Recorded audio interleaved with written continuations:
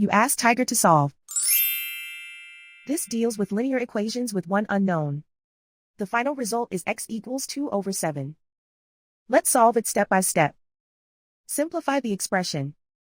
Group the coefficients. Convert the integer into a fraction. Combine the fractions.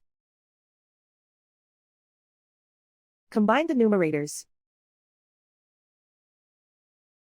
Group all constants on the right side of the equation. Subtract 3 from both sides. Simplify the arithmetic.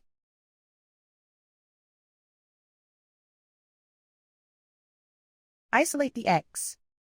Multiply both sides by inverse fraction 2/-21.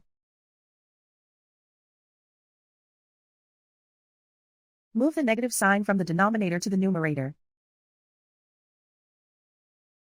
Group like terms. Multiply the coefficients. Simplify the arithmetic.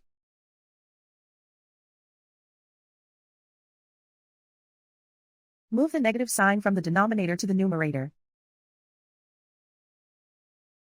Multiply the fractions.